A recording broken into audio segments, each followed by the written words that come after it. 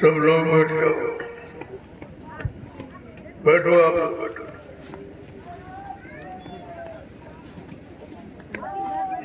तो संत मत में परमार्थी सेवा का बड़ा महत्व है, क्योंकि कलयुग में जी और कुछ नहीं कर सकते, इतना कमजोर है, शक्तिहीन बलहीन है कि कोई काम करने की शक्ति नहीं है। इसलिए कलयुग में जब संत पधारे तो उन्होंने ये परमार्थी श्रमदान सेवा का आधार रखा, क्योंकि पिछले जन्मों में जो आपने कर्म किए, जब तक उन कर्मों की अदायगी नहीं हो जाए कोई जीवात्मा काल माया के देश से घर नहीं जा सकता। उन्हीं कर्मों की अदायगी का आधार ये परमार्थी श्रमदान सेवा रखा है कि जब ये सेवा करोगे तो शारीरिक लाभ तो मिलेगा,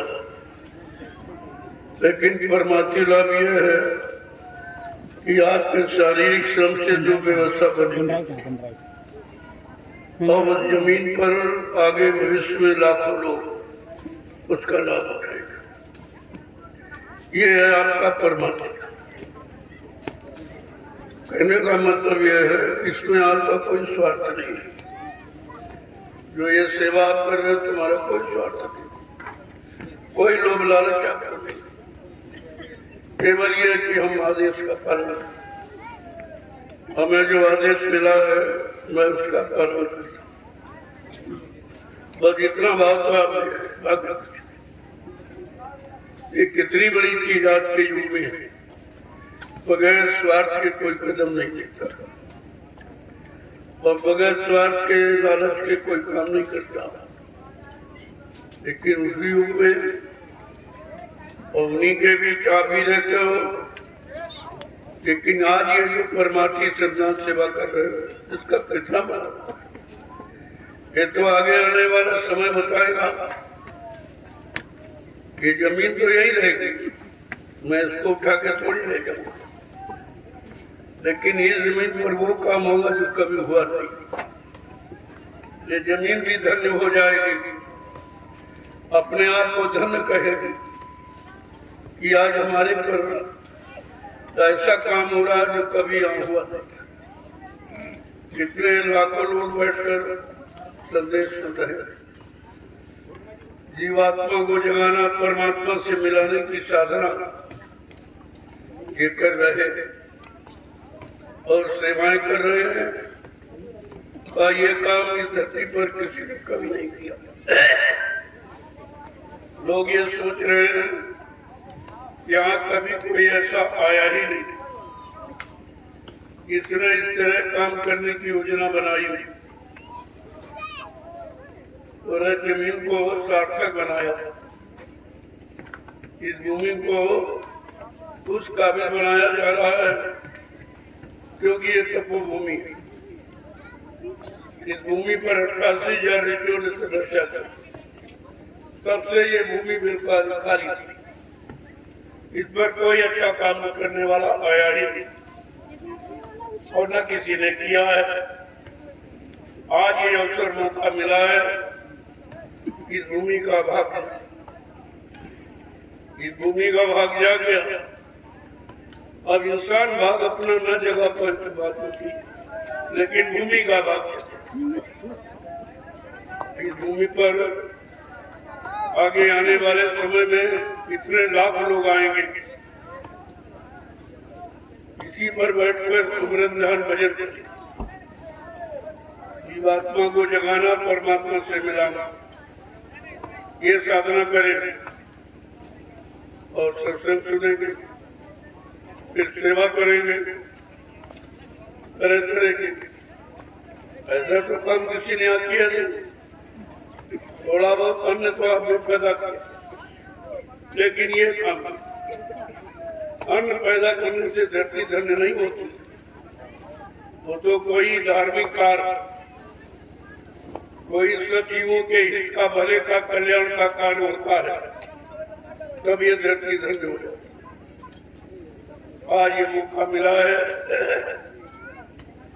कितने लाख वर्षों के बाद इस भूमि का सौभाग्य जगा,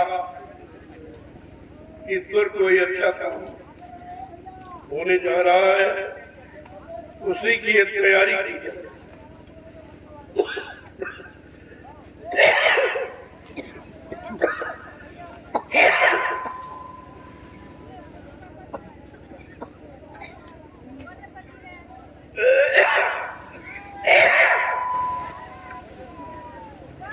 तैयारी तो लोग नहीं समझ पा रहे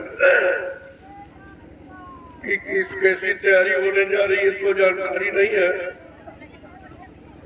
लेकिन धीरे धीरे समय आने पर आपको सब जानकारी।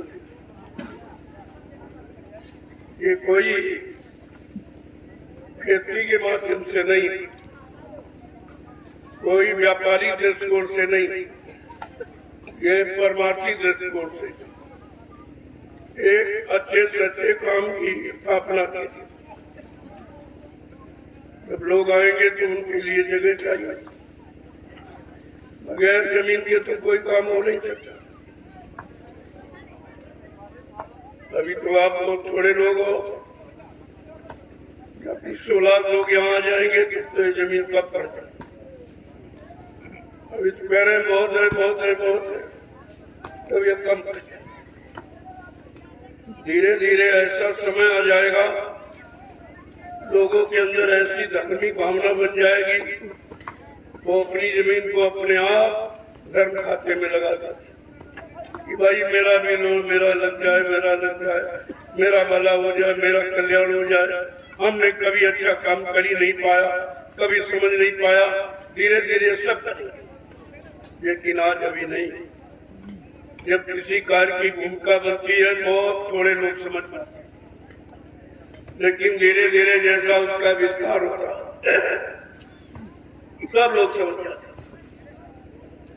आज तो आप अभी कुछ नहीं देख रहे, लेकिन ये लोग देख रहे हैं कितने लाख लोग ये रात्रि में ये परमार्थी सम्मान सेवा करते, दिन में कोई नहीं करता, रात में कोई, ये रात क्योंकि धूप ज्यादा होती, हवा बहुत तेज चलती है, ये बालू बहुत उड़ती है, तो सेवा नहीं हो पाती। इसलिए इसको रात्रि का समय निर्धारित किया गया कि रात में ठंडक रहेगी, धूप नहीं होगी, हवा कम हो जाएगी, तो सेवा करने में लोगों को परेशानी नहीं। और ये सेवा वो है जो किसी की समझ में नहीं आता। मैं किसी की जमीन लेने नहीं आया, तो बड़े ध्यान से सुनो, ये काम मैं करने नहीं आया। लेकिन जो मैंने जमीन ली है, खरीदी पैसा देकर, उसी जमीन को सुधारा, उसी जमीन की व्यवस्था की जा रही है। लेकिन अब आप नहीं समझ पा रहे तो कोर्ट कचहरी चले जाओ, देख लो। हमारा सब खुला अभियान, किसी की 1 इंच जमीन हमको नहीं चाहिए। चाहो तो 2 फुट हम अपनी छोड़ देंगे, ये तो कर देंगे, लेकिन हम किसी हाँ, अगर आप इच्छा रखते हो कि हमारी धार्मिक कार्य में लग जाए, धर्म में लग जाए, अच्छे काम में, अच्छी व्यवस्था में लग जाए, तो आप हमसे पैसे ले लो और जमीन भी दे। फ्री मुफ्त नहीं लेंगे। दान आन का काम यहाँ नहीं होता, ये भिखारीपन का काम मैं नहीं करता। मैं पैसा देके मोल खरीदता। हाँ, पहले युगों में बादशाहों को लोगों ने दान दिया है, लेकिन कलयुग में भी लोग चाहते हैं कि मैं नहीं चाहता। मैं किसी के 1 इंच जमीन बिना पैसे की लेता ही नहीं। लोगों ने कहा, हमने कहा नहीं, ये काम आपकी इच्छा है तो आपका हम मान भी लेंगे कि आपने धार्मिक कार्य में जमीन लगा दी और पैसे ले लो, दोनों काम। हम दान भी आपका समझ लेंगे और पैसा भी दे देंगे। ऐसा हिंदुस्तान में कोई नहीं। तो आपको तो समझना चाहिए, नहीं जमीन तो यही रहेगी, कहीं चली नहीं जाएगी, आपके बाल बच्चों के काम आएगी। जो व्यवस्था यहाँ बन जाएगी वो यही के लोगों के प्रयोग में आएगी। अब तुम नहीं समझ पा रहे हो तो मुश्किल ही क्या था। इस बात को ध्यान में देना चाहिए। तो ये क्यों लिया जा रहा, क्यों किया जा रहा, क्या जरूरत है? तो हमको तो कोई जरूरत है नहीं, आप लोगों को जरूरत है, मुझे मालूम है। तुम अपनी जरूरत भी नहीं समझ पा रहे हो कि आगे हमको क्या जरूरत पड़ेगी। महात्माओं को सब पता कि आगे भविष्य में कैसा समय आ रहा, कैसी स्थिति परिस्थिति बनने जा रही है, कैसा माहौल वातावरण बनने जा रहा कि तुम सब लोग परेशान हो जाओगे, बीमारियों में फंस जाओगे, गिर जाओगे, तुम्हारा निकलना बड़ा मुश्किल हो जाएगा। उसके लिए व्यवस्था की जा रही है। थोड़ा समय निकल जाने दो, आप सब समझ लो कि क्या। आपको तो इस पर कोई शंका संदेह करना ही नहीं चाहिए, क्योंकि मैं किसी की जमीन लेने नहीं आया, मोल खरीदा पैसे देकर, और जो ली है उसी को सुधार करना, क्योंकि आगे भीड़ होने वाली है। जीवन रक्षक पूजा महान पावन पर जो जुलाई के महीने में होने जा रहा है, उसमें 20 लाख लोग आएंगे। उनके लिए जगह का इंतजाम किया जा रहा है। तुम समझते हो भाई बाबा जी, देर मैं नहीं ले रहा हूँ, मैं इन प्रेमियों के लिए जो दूर दराज से आएंगे, उनके बैठने का, रहने का, खाने पीने का, सत्संग सुनने का, साधना करने का, ये सब कुछ न कुछ तो जगह चाहिए। उसी जगह का ये निर्माण किया जा रहा है और धीरे धीरे आपकी समझ में सब आ जाएगा। मैंने आपके गांव का नाम किया, बदनाम नहीं किया। सारा हिंदुस्तान रामशाला को जान गया। रामशाला के नाम से आश्रम बना हुआ, ज्ञान आश्रम, पूरा हिंदुस्तान जान गया। तो कितना बड़ा तुम्हारे गांव का, तुम्हारा ये नाम हो गया, तुम उसकी समझी नहीं पा रहे, तुम्हारी बुद्धि नहीं काम कर रही है। तो इस पर कोई शंका नहीं चाहिए। अगर आपकी इच्छा है तो आप जमीन दे दो और अब से पैसा ले दो, कहीं दूसरी जगह बाल बच्चों के लिए इंतजाम कर दो। यहाँ तो कुछ आप पैदा नहीं कर पाते, इसमें कुछ होता भी नहीं है। तो दूसरी जगह ले लो तो 4 दाने बाल बच्चों के लिए हो जाएगा। कोई व्यवस्था बना सकते, लेकिन यहाँ कुछ नहीं, यहाँ तो कुछ होता भी नहीं कहते। तो आपको तो मैं दोनों तरफ का लाभ देने आया हूँ।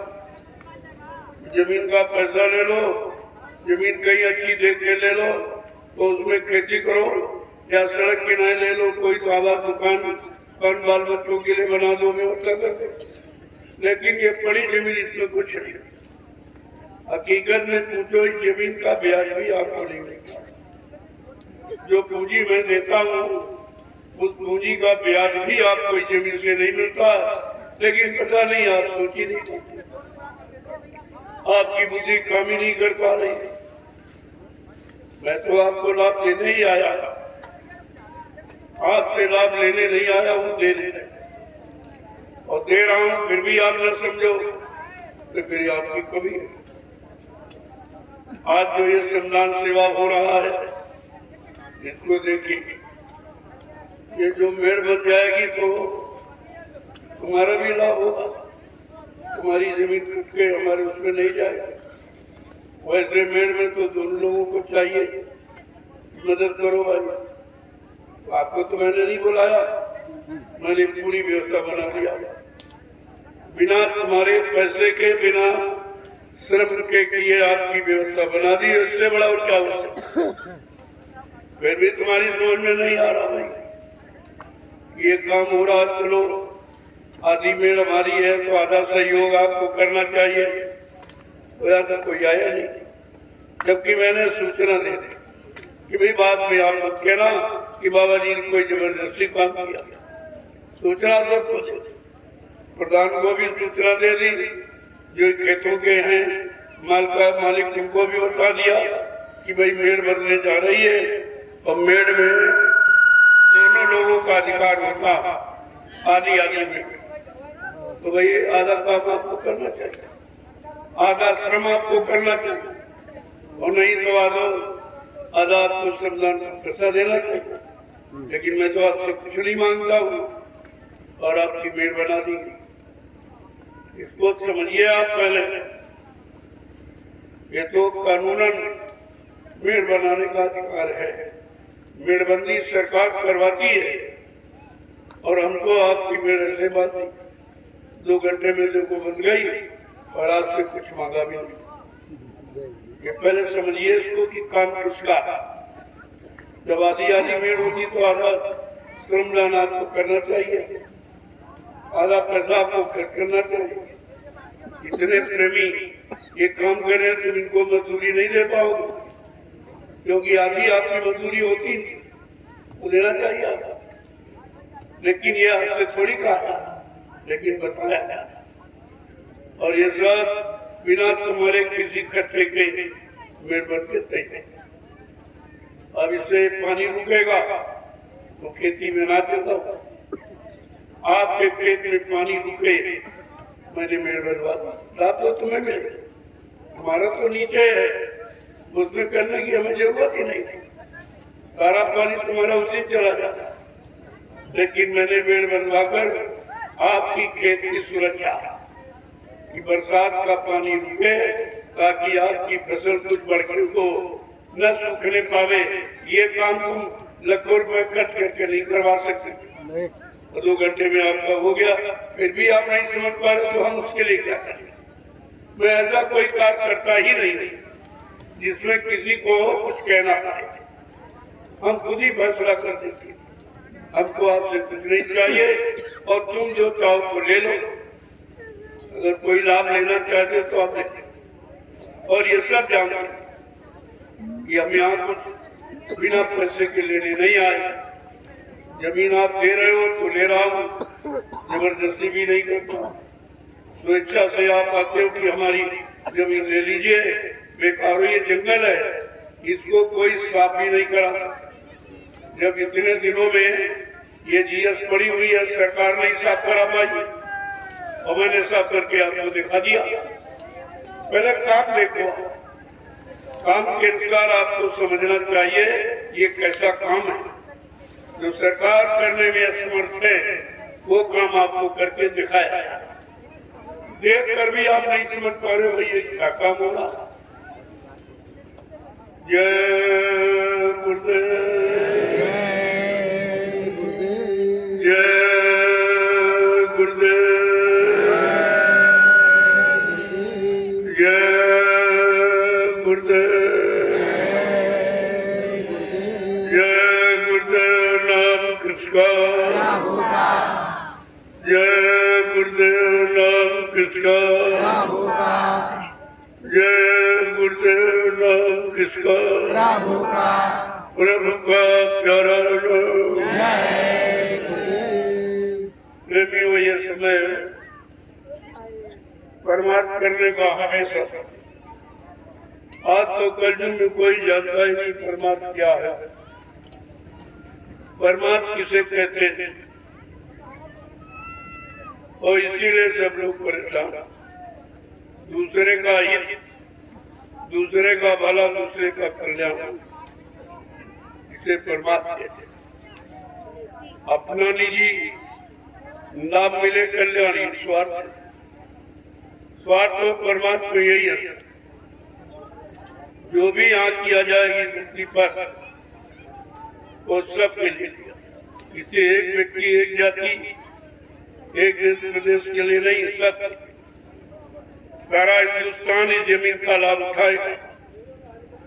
अभी तो भूखा अपन है, इसलिए आपके समझ में नहीं आ रहा, लेकिन धीरे धीरे आप देखते जाइए किस तरह से ये विकसित हो रहा है और लोग कैसे इसमें शामिल हो रहे हैं, दौड़े चले आ रहे हैं, बाकी चले आ रहे हैं।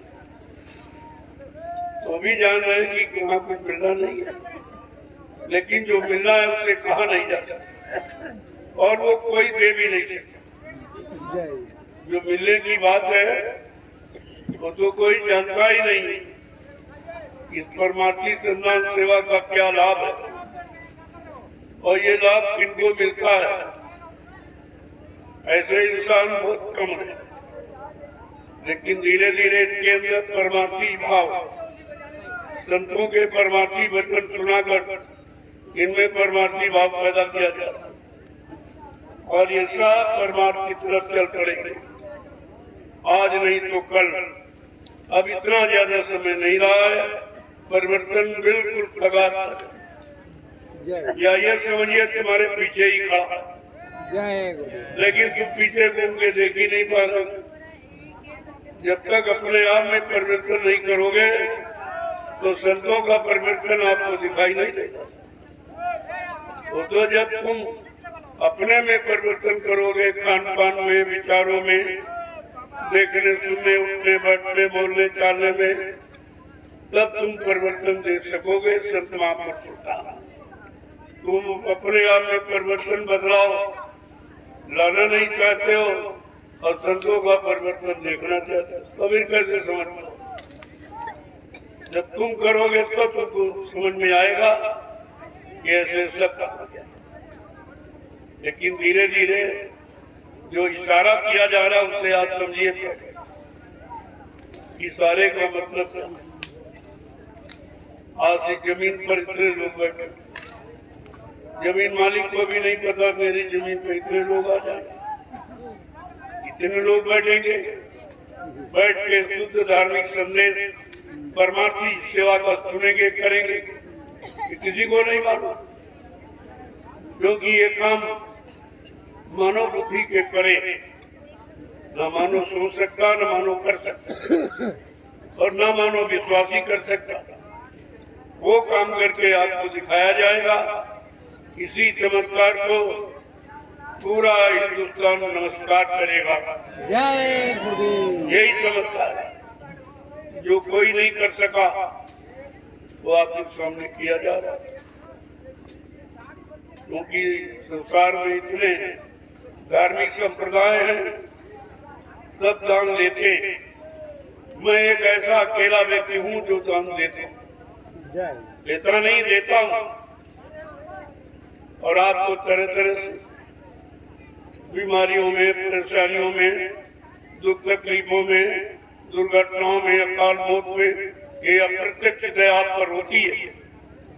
कैसे आपकी संभाल कर दी जाती है, कैसे उस घटना को रोक दिया जाता है, आपको उस समय वहां से हटा दिया जाता है, सत्संग में बुला लिया जाता है, तो काल अपना काम फिर कर नहीं पाता, क्योंकि सत्संग में तो आ नहीं सकता था, यहाँ वो नहीं काम कर सकता। यहाँ काल की हिम्मत नहीं है कि यहाँ आवे, अगर आएगा इसी में मिल जाएगा, मिलके ही करेगा, अपनी मनमानी यहाँ सत्संग में नहीं। लोगों को कितना बड़ा लाभ है, ये 5 दिनों का सत्संग रखा गया, इन 5 दिनों में कितनों की दुर्घटना हो जाती और कितने चले जाते, भारी नुकसान हो जाता, आपका आर्थिक नुकसान है, कोई सामान का नुकसान है, तो आपको बचा दिया। ये बचाने का अभियान है कि तुम्हें उस समय वहां से हटा लिया जाता, जहाँ तुम्हारी दुर्घटना होनी है या तुम्हारा भारी नुकसान होना है, वहां से तुमको हटा लिया जाता है। कोई न कोई माध्यम निकाल कर, जैसे सत्संग का माध्यम बनाकर आपको हटा लिया गया कि 5 दिन में पता नहीं क्या हो जाता, इतना भारी नुकसान आपको हो जाता। लेकिन ये जिनको खबर नहीं है, ये जरूर एहसास करता है भाई हमारा कोई नुकसान नहीं हुआ।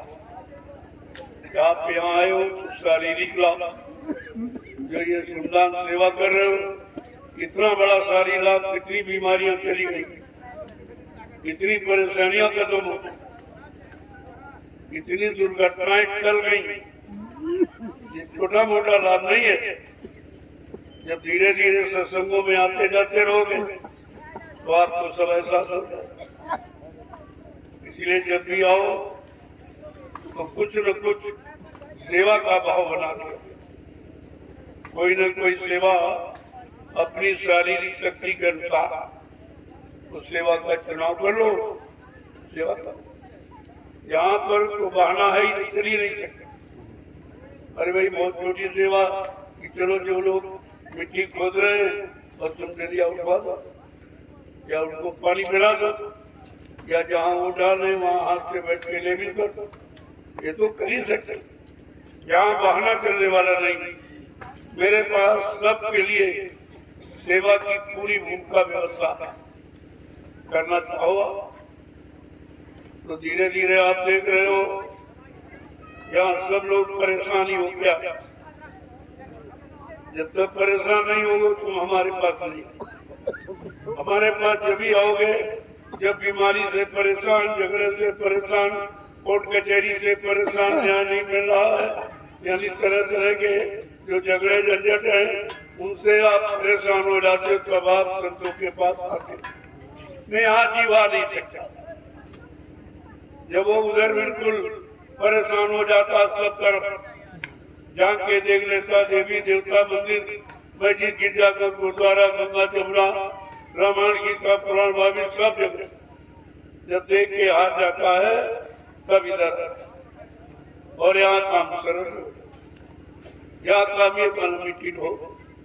पहले तो शंका करता इतना लाखों रुपए खर्च किया तो ठीक नहीं हुए, तमाम बैठ डॉक्टरों के पास के ठीक नहीं हुए, ये करे मिट्टी हो।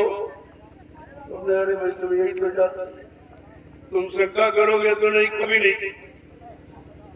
वो तो देने वाला किस बहाने से कैसे दे दे तुम्हें विश्वास करके ले ले।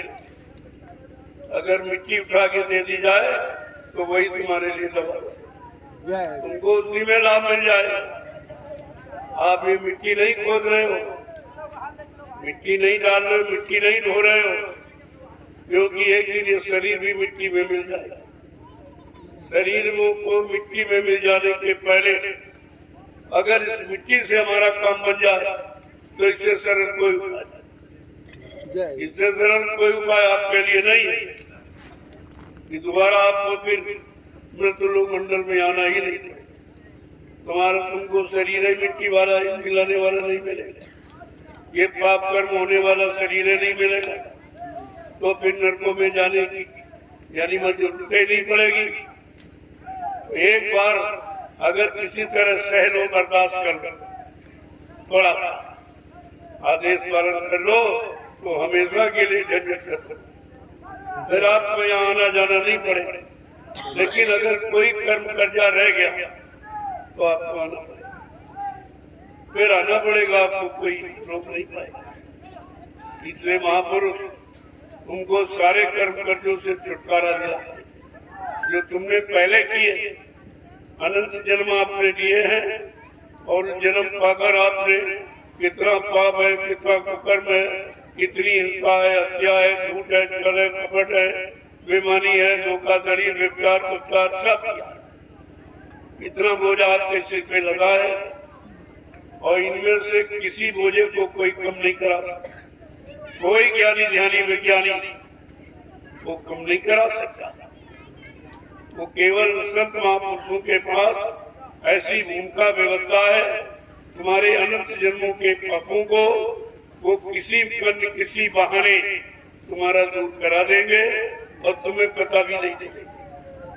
पता चल जाए तो आपको अहंकार आ जाए, ये तुम्हारे माँ को तुम भी शुरू कर दो, फिर शुरू कर दो।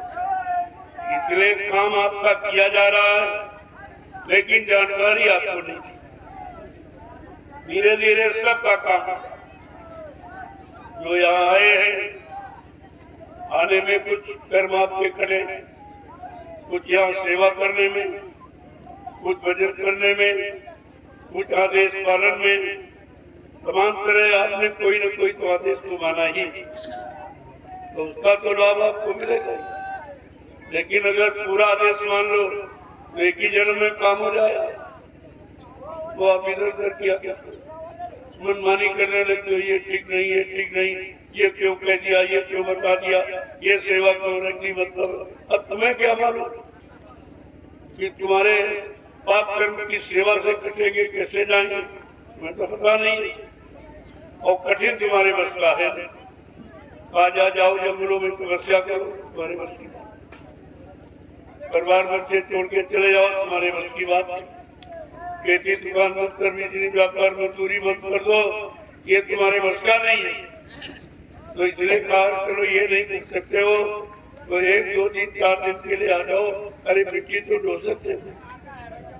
मिट्टी ढोने का मतलब जो सिर पर आपने अनंत जन्मों के पाप कर्मों का बोझा लाद के आपने रखा है, उस बोझे को उतारने के लिए ये मिट्टी का टोकरा, ये थोड़ा सा बोझा रख करके उस भारी बोझे को उतार दिया जाता है। तो कितना बड़ा लाभ है। लेकिन बात आप समझते नहीं। जब काफिले में प्रवेश कर रहे थे तो लोग समझते थे भी हम तो साइकिल चलाते, हमें क्या लाभ मिलेगा। तो कहा गया नहीं, ये एक पैडल घुमाओगे तो 1 माला स्वीकार। देखो कितना बड़ा लाभ। काफिले में साइकिल यात्रा का कितना बड़ा लाभ। ये अगर पैडल तुम्हारा चक्कर लगाएगा तो 1 माला तुम्हारी स्वीकार। बताइए सुमरन का कितना सरल तरीका। सुमरन में तो मन भागता है लेकिन पैडल घुमाने में मन नहीं भागता। ये उनका सोच है, ये उनकी सोच है। कलयुग के कमजोर गंदे जीवों के लिए ये सरल उपाय, सरल युक्ति है। ये आप कर सकते हो, लेकिन एक आया कहने की हमसे भजन नहीं बोला, हम भजन नहीं कर सकते। तो कहा हमारे साथ गाड़ी चला सकते, काफिले में गाड़ी दौड़ा सकते हो, चलो तुम्हारा ये गाड़ी खरीद लो, चलो चल पड़े। तो कहने का मतलब किस कर्म पर, किस श्रम पर महापुरुष खुश तो तुम्हारे पर मेहरबान हो जाए और तुम्हारा काम कर दे। तो आपको यह नहीं सोचना चाहिए कि हम कुछ करते थे। तुम जिस लायक हो वो तुम कर ही रहे हो, और जिस लायक करने लायक नहीं उसके लिए सोचते रहते। ये मतलब या नहीं आया, ये अज्ञानता है। ये चिंता कोई लाभकारी नहीं। तुम जो जीव जिस लायक है उसको इस सेवा में लगा दिया और वो सेवा कर रहा। अब तुम इधर उधर झांकते ठाकते हो, कहते भाई वो तो बहुत सेवा कर रहा, वो बड़ा दिन भर चला रहा, डंडिया डोला, तो हमें तो कैसे पानी पिलाओ, कैसे उसका लाभ मिल जाएगा? तो वो तो लाभ देने वाले पर है, तुम्हारे सोचने से लाभ थोड़ी मिलेगा। देने वाला मजदूरी अगर बैठे की दे दे तो उसकी खुशी की बात है। कह नहीं तुम कुछ ना करो यहाँ बैठो। एक महात्मा जी थे, वो पहाड़ी पर बैठे थे, तो कुछ मजदूर वहां से रोड निकलते थे, कहते देखो इतना अट्टा कट्टा मस्त बैठा, कुछ नहीं करता, बैठा है कुछ नहीं करता, कितना अट्टा। महात्मा जी ने सुना। जब दूसरे दिन वो आए सब, उनको बुलाया, मुझे डरा, कहाँ जाते हो? कल महाराज वहाँ मजदूरी करते। कल कितने पैसे मिलते? 2 रुपये। कल ऐसा करो वो हमसे लो, करो ठीक है, कल आ जाओ। और जब आ गए वो बैठे, थोड़ी देर बाद कह रहे बताओ महाराज काम, कल बैठो बताएंगे। दोपहर होगी, अरे कहना भाई बताइए काम आप तो बताओ, कल बैठो बताएंगे। जब और टाइम हो गया, कल बताइए, कल यही काम की बैठो, कल ये हमारे बस का नहीं, हम बैठ नहीं सकते। तो कहते थे कि दिन भर बैठा रहता कोई काम नहीं करता, ऐसा होता था। तुम बैठ सकते हो? ये बैठना भी तुम्हारे बस की बात नहीं। अब यहाँ बैठो, कितने पैसे बदलते, मैं तो वैसे बैठ जाता और 4-4 घंटे बैठता हूँ, 6-6 घंटे आपसे मिलता, 10 घंटे बैठता हूँ, तब तुम 10 रुपए निकाल कर देते। ये कितनी मेहनत का पैसा जो जमीन में लग रहा, ऐसे नहीं है, बहुत मेहनत रात दिन की जा रही है, तब ये काम आपके सामने। और इसे आपको समझना चाहिए कि तुम्हारी मेहनत की कमाई मैं फ्री मुफ्त नहीं लेता हूँ। महीने 4 घंटे संदेश देता हूँ, 6 घंटे बैठकर आपसे मिलता हूँ, आपका दर्शन करता हूँ, तब तुम 10 रुपए देते। ऐसे कोई नहीं देता। बहुत मेहनत की कमाई तभी अच्छे काम में लग रही है, और लाखों लोग आज उसका लाभ उठाते, आगे करोड़ों लोग लाभ उठाएंगे। अभी तो संख्या धीरे धीरे आप देख रहे हो, हर कार्यक्रम में 2-4 हजार आदमी बढ़ जाते। जो बाहर कार्यक्रम में करने जाता हूँ, 2-4 हजार आदमी बढ़, यहाँ तो इतना आदमी आ जाएगा कि आसपास के साथ पूरी जनरेशन अगर मिला दी जाती तो फिर कुछ नहीं। इतने वो गुरु पूर्णिमा वामन पर्व होने जा रहा जुलाई के महीने में, तो आप देखना इतने लाख लोग यहाँ आएंगे, और तब तक तुम्हारी व्यवस्था बन जाएगी। आप लोग व्यवस्था बना रहे हो अपने गुरु परिवार के लोगों को बैठने के लिए, तो उसका लाभ आपको मिलेगा। जो व्यवस्था बनाता है लाभ उसी के खाते में आता है। मिट्टी आप ढो रहे हो तो लाभ किसी दूसरे को थोड़ी मिलेगा, अब तो तुम्हें को मिलेगी, क्योंकि तुमने भजन का समय मिट्टी ढोने में लगा दिया, मिट्टी खोदने में लगा दिया, सेवा करने में लगा दिया, तो भजन तो तुम्हारा स्वीकारेगा। बिना किए, अरे भजन तो बैठकर आंख बंद कर सभी बैठ सकते, लेकिन फावड़ा सब नहीं चला, मिट्टी सब नहीं धो, धूप में सब नहीं काम कर सकते, ये तो भजन से भी कठिन है। इसलिए संत महापुरुषों ने कहा कि कलयुग में तो भजन कोई कर नहीं पाएगा, कोई जीव, लेकिन सेवा सब कर लेंगे।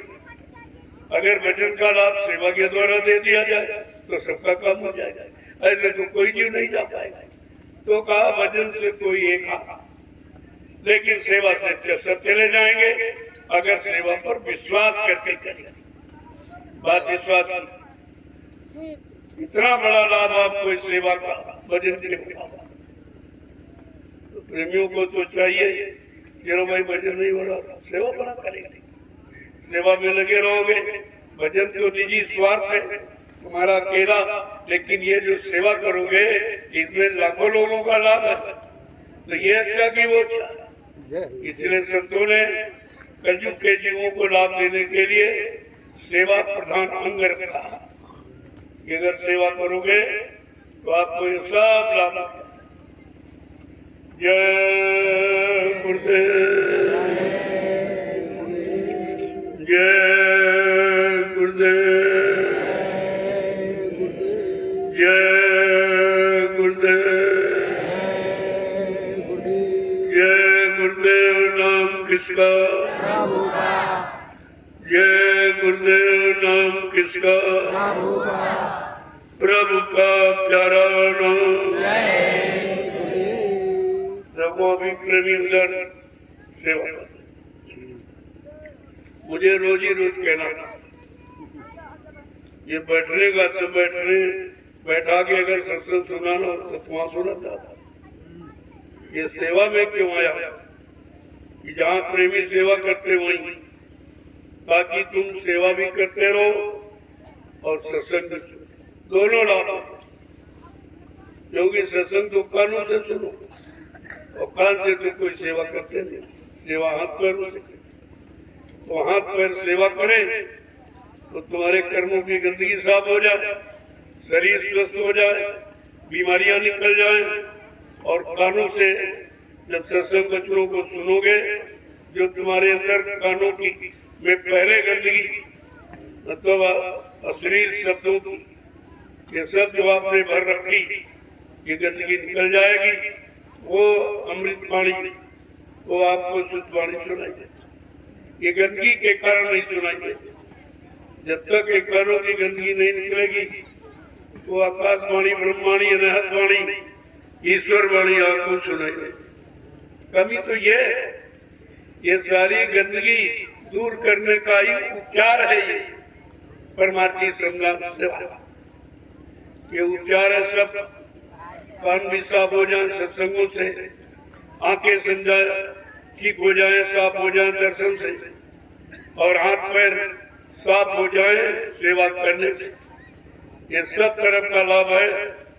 जो शरीर के अंगों से जो आपने दुष्कर्म पाप कर्म किया है, वो गंदगी कैसे उतरेगी, उसके लिए आपके ये शारीरिक श्रमदान सेवा रखी।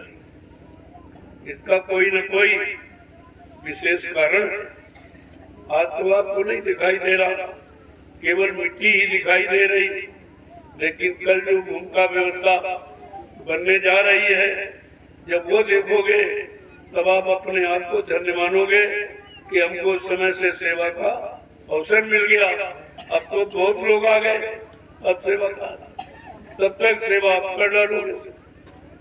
जो पीछे से लोग आएंगे उनको करी कराई व्यवस्था मिलेगी, लेकिन इस सेवा का लाभ उनको नहीं मिलेगा। इस लाभ से वंचित रह जाए। उनको जो जमीन आप बना दोगे, बैठ के भजन तो कर सकते, सत्संग सुन सकते, भंडारा भोजन प्रसादी पा सकते, ये तो सब, लेकिन ये सेवा का लाभ नहीं। ये लाभ आज आपके खत्म। इस लाभ के लिए वंचित रह जाएंगे, उनको भजन करना पड़ेगा। और तुमको भजन से फुर्सत दिलाई जा रही, सेवा करने लगो धीरे धीरे। जैसे मन शांत हो जाएगा तो तुम सेवा करते करते भजन करने, अरे भी नाम ले, काम करते रहो, नाम लेते रहो। जरूर और भजन क्या, भजन कहते नहीं भजेंगे। भजवाने हमको ये काम अभ्यास में आ गया हमारे, कहते नहीं ये काम हमको भज गया, उनकी समझ में आ गया। ये भजन का मतलब है कि भज जाना, मिल जाना, और यहाँ से भाग के अपने घर पहुंच जाना, उसको कहते हैं भजन।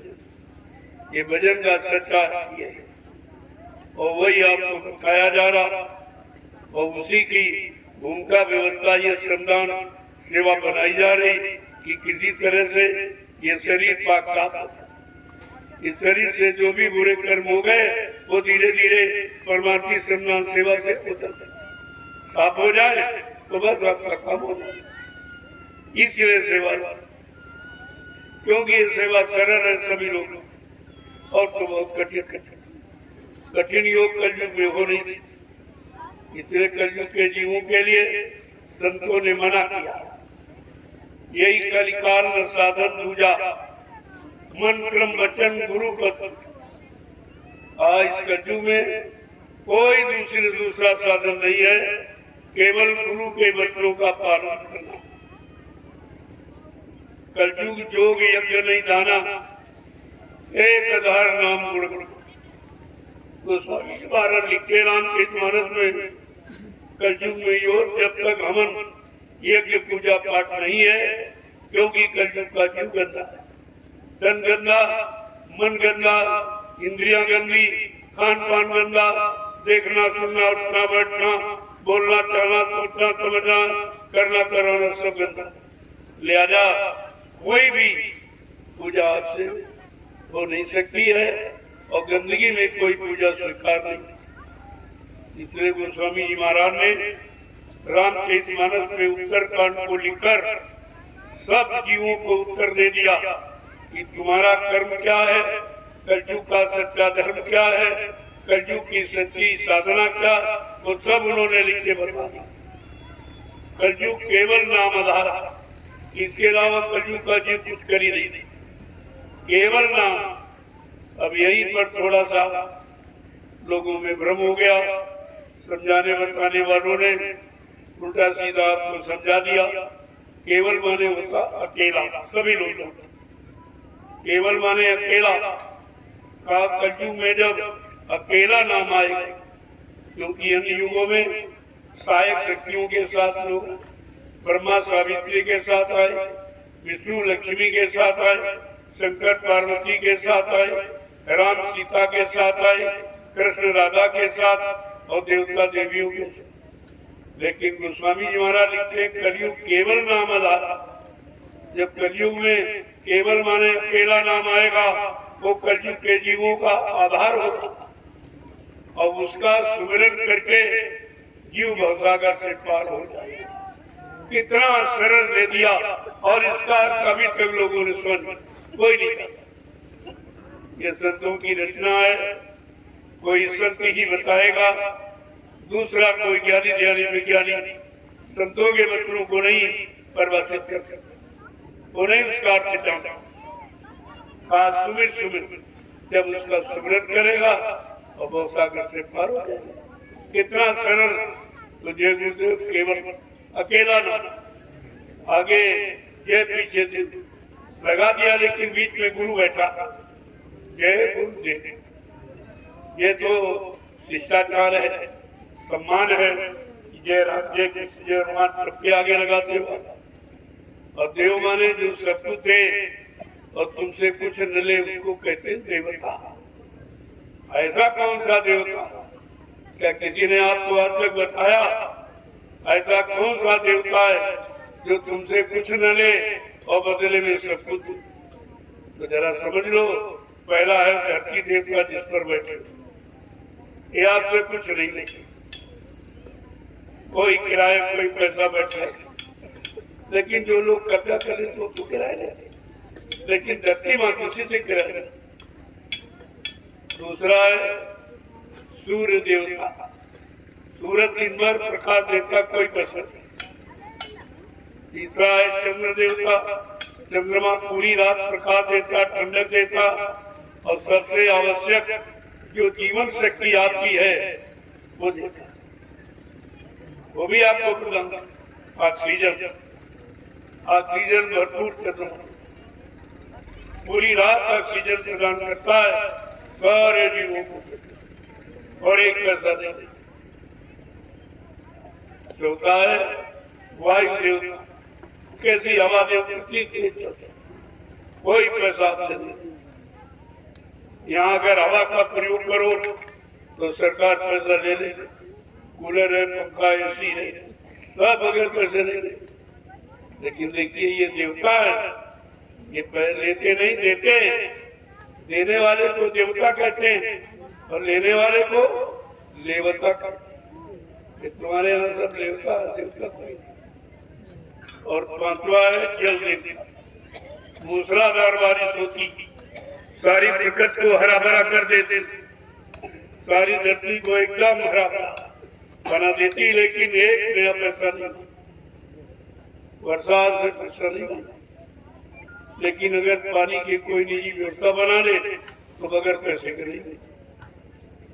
ये देख लीजिए आप, ये देवता कहते कितने बार तक आपको बताया, और ये सब लेने वाले सब देवता कोई देखो, और आज तक तुमने ये समझ नहीं पाया कि देवता किसे कहते हैं। देवता संतों ने ये सारा पाखंड खत्म और हकीकत और सत्ता जो वास्तविकता है उसको सामने खोल दिया। ये सब आपके सामने होना चाहिए, और जब तक ये नहीं होगा या लोग इसको नहीं मानेंगे तब तक इनको वास्तविक लाभ नहीं मिलेगा। तो उस लाभ से हम आप सब बच्चे और कराया पूजा, इनकी पूजा उनकी पूजा, इनका ध्यान उनका ध्यान, लेकिन मिला मिलाया कुछ कोई बताते आज तक जिसकी आपने पूजा की वो देवी है, देवता है, भगवान पूजा कोई मिला कोई नहीं मिला, क्योंकि वो पूजा है जड़ माने मुर्दा का, मुर्दा की पूजा करने से क्या मुर्दा को दे दे। ये मुर्दा पूजा है, ये पत्थर है, कागज है, कैलेंडर है, ये तीरथ है, मुहूर्त है, पानी है, ये सब जड़ पूजा। तो इसी पूजा में आप लगे रहो, अभी तो कुछ नहीं। जिसकी पूजा की वही नहीं मिला तो देता कौन आप, और बदले में कुछ नहीं मिला फिर भी बेचारे छोड़ नहीं पा रहा। इतने ज्यादा फंस गए हैं कि नुकसान हो रहा, खर्चा हो रहा, बदले में कुछ नहीं मिल रहा और फिर भी नहीं छोड़ पा। इसको कहते फंसा। इतना वो फंस चुके हैं कि उनका निकलना पड़ा। गोस्वामी जी महाराज बार बार रामचरितमानस के माध्यम से बताते कि जड़ चेतन ग्रंथि पड़ गई, यद्यम प्रकाश छूटत घट नहीं। काज जड़ और चेतन की ये गांठ लगा दी काल माया ने मिलकर। कहना ये झूठ है, लेकिन जीव के बस की बात नहीं है कि इसका खोल दे। अब उसको खोलने के लिए कोई जानकार चाहिए। जिसने अपनी जड़ चेतन की गांठ खोल चुका हो वो मिल जाएगा तो आपकी भी खोल दे। लेकिन जब खोलने का प्रयास करोगे, जो जिसने लगाई उसको दर्द, काल माया को दर्द होगा कि अगर गांठ खुल गई तो हमारे हाथ से निकल जाएगा, तो जल्दी वो गांठ खुलने में चोरन ग्रंथि जान खगड़ाया और बिगड़ अनेक करे तब माया। आज जड़ चेतन की गांठ अगर खुलने की युक्ति आपको मिल गई और खोलने लगोगे तो काल माया प्रपंच अटकलें बाधाएं डालेगा। गोस्वामी महाराज ये भी लिखते, जब तक जड़ चेतन की गांठ खुलने वाला कोई आपको नहीं मिलेगा और आप पर दया करके जड़ चेतन की गांठ खोलकर मुक्त नहीं करेगा, तब तक जीव का कल्याण नहीं होगा। चोरन ग्रंथि पाए जो कोई, तब या जीव का कारण। जड़ चेतन की गांठ खुलने की युक्ति किसी संत महापुरुष के द्वारा अगर मिल गई तो ये मानव जीवन तब ये सार्थक होगा। इसके देखा पड़ी सब तुम्हारे घर ही में, लेकिन कोई बताने वाला, कोई समझाने वाला होना चाहिए। जिसने अपना काम कर लिया है वो तुम्हारा भी काम कर देगा। केवल पढ़ने वाला, बचने वाला आपका काम नहीं, जिसने कर लिया वो तुम्हारा भी काम कर। आपको तो उसकी खोज करो कि जिसने अपनी जीवात्मा को जगा के परमात्मा से मिला लिया, वो तो आपका काम कर दे। बाकी पढ़ने वाला तो पढ़ के सुना दे, किसी से सुना है तो किससे कहानी गुरु में सुना दे, लेकिन वो मिला नहीं और आपको मिलाने वाला चाहिए। समस्या तो यही है कि तुमको चाहिए मिलाने वाला, और ये बात तुम्हारी समझ में आई नहीं। अपनी मनमत्ता में आकर जिद हट में आप सब काम करने लगे तो उसका कोई मिलने का माध्यम नहीं। वो तो जब तक कोई आदेश देगा तब आप उससे तुम्हारा अधिकार मांगने का बनता। आपको किसी ने आदेश दिया था पूजा का, कोई आदेश दिया कि पत्थर पर पानी चढ़ा, क्या पत्थर के अंदर पानी प्रवेश कर सकते हो? तो यहाँ तो पुराण प्रतिष्ठा बता रहे, इतना झूठ, ये झूठ की हद हो गई। अरे पत्थर में क्या प्राण प्रविष्ट हो सकते हैं? इतना तो आप जानते ही हो। अगर पत्थर में प्राण डालना कोई जान जाए तो किसी को मरने नहीं देगा, तो वो बड़ा तुरंत प्राण वापिस कर देगा। इनसे पूछो तुम्हारे बाप मर गए, उनको जिंदा कर पाए? उनके अंदर प्राण प्रतिष्ठा कर पाए हो? जो पत्थर की बात करते धोखा देते, ये सब झूठ बोलते। इसीलिए कहा जग अंधा और पुण्य अंधा और ताते मच गई आधा धंधा। यहाँ तो आधा मची। भगवान के नाम पर, ईश्वर के नाम पर, पूजा के नाम पर, कीर्त के नाम पर, मूर्त के नाम पर जितना लूटना चाहो और लूट। राम के नाम पर, कृष्ण के नाम पर लूटे तो बचे। राम से किसने मिलाया? सीताराम का दर्शन किसने किया और पैसा पड़ गया? क्या चंदा तंत्र ले लिया, लेकिन राम से मिलाया नहीं। लोगों ने कहा अयोध्या में प्राण प्रतिष्ठा की जा रही। अरे भाई तू सबसे बड़ा हो, उससे हमारी बात कराओ, मैं भी आऊंगा। क्या सीताराम से मुलाकात कराओगे? कोई बातचीत करा सकते हो? कुछ नहीं, सब झूठ और कोई कहने वाला नहीं। इसीलिए कहा जग अंधा पुण्य अंधा, संसार ही अंधा है। ये अंधा अंधे को रास्ता बता रहा, पहला सबको सुना रहा है जो खुद ही नहीं सुन रहा। तो आपको इसे विचार करना चाहिए। जब तक सत्संगों में नहीं आओगे, सत्य का संग नहीं करोगे, सच्चाई का ज्ञान आपको नहीं होगा। और इसी झूठ में हमेशा घूमते रहोगे, ठगते रहोगे, मरते रहोगे, जन्मते रहोगे, आपको छुटकारा कभी नहीं। इसलिए करिए नित सत्संग, बाधा सकल मिटाए, फिर ऐसा अवसर ना मिले दुर्लभ नर्तन का। कितना बड़ा कि हर रोज प्रतिरोज सत्संग करो। सुनो सुनाओ पढ़ो पढ़ाओ नहीं, करो बात करने की और तुम सुनने की बात होना। ये सत्संग सुनाने के लिए नहीं कहा, करने के लिए कहा। आपको इसलिए सुनाया जा रहा कि सुनकर तुम करो और करने का लाभ प्राप्त करो। और तुम क्या करते हो? यहाँ से सुन के जाते हो, उधर भाषणबाजी करने लगते, किया कराया कुछ नहीं, वहाँ भाषण देने लगते।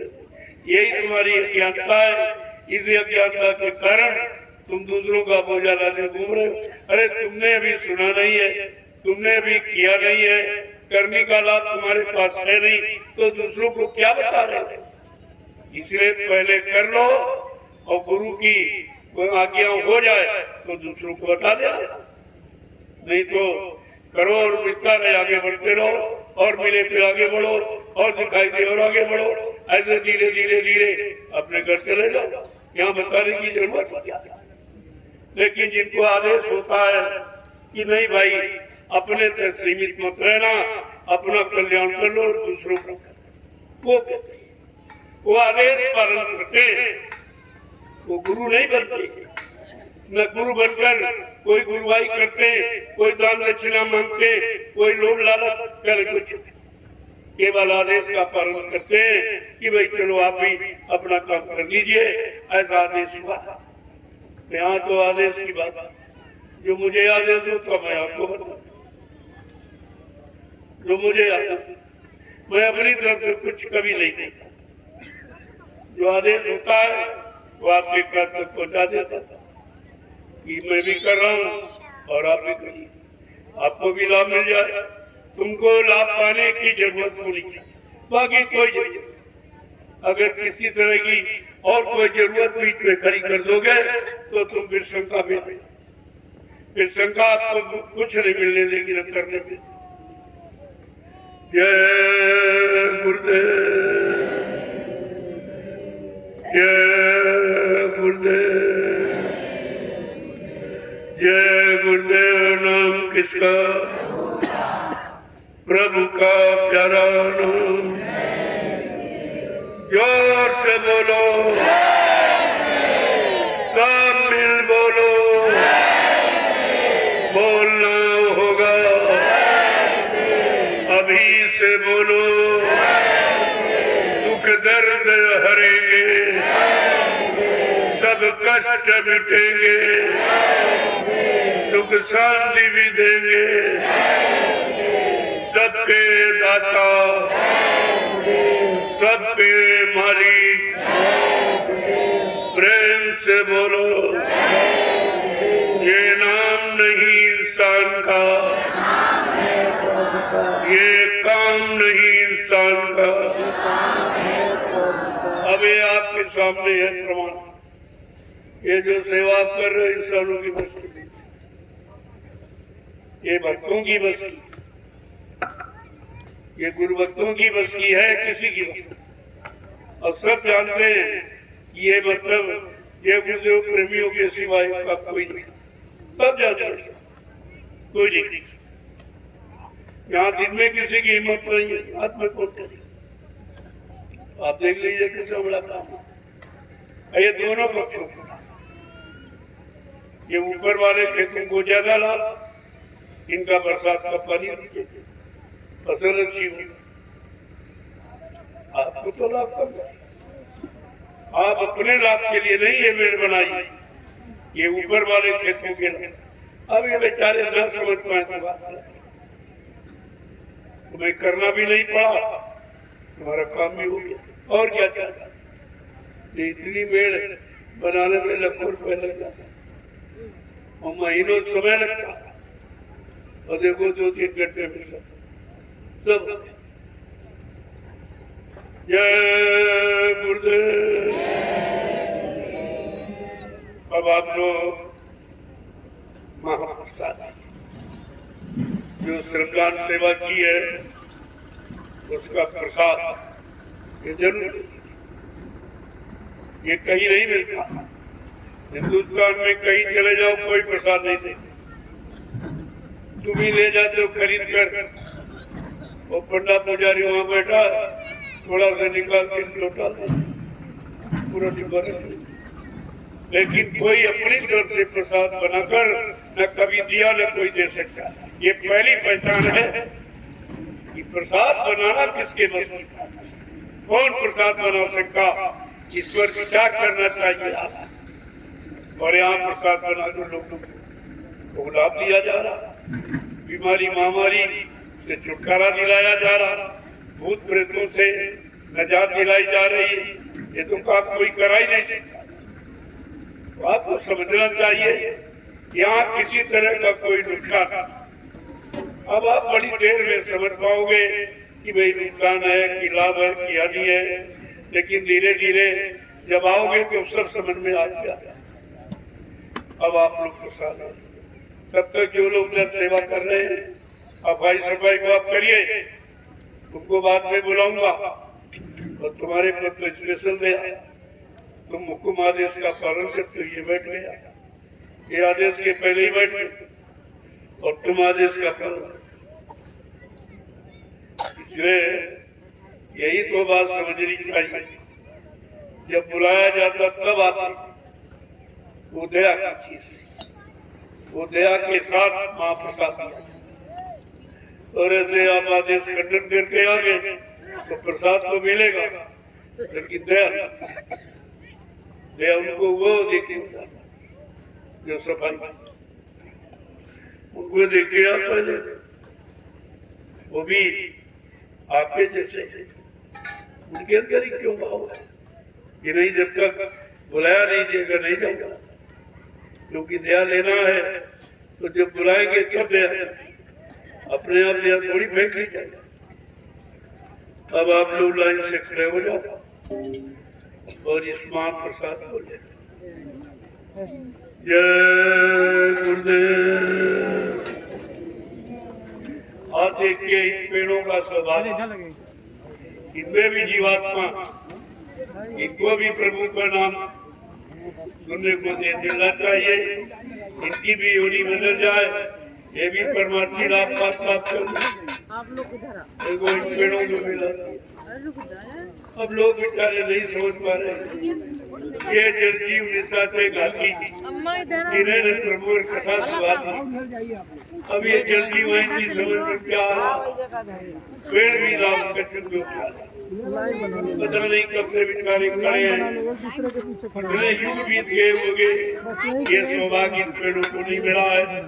इनमें भी जीवन इसलिए हर एक पेड़ काटने की रात को मना कौन जीव के लिए आया है, तो बीच में काट दोगे तो बेचारों को फिर आना पड़ेगा। उसका काम आपने करा, ये सब समझदारी के साथ काम करो। जय गुरुदेव। अब आप लाइन से खड़े हो जाओ।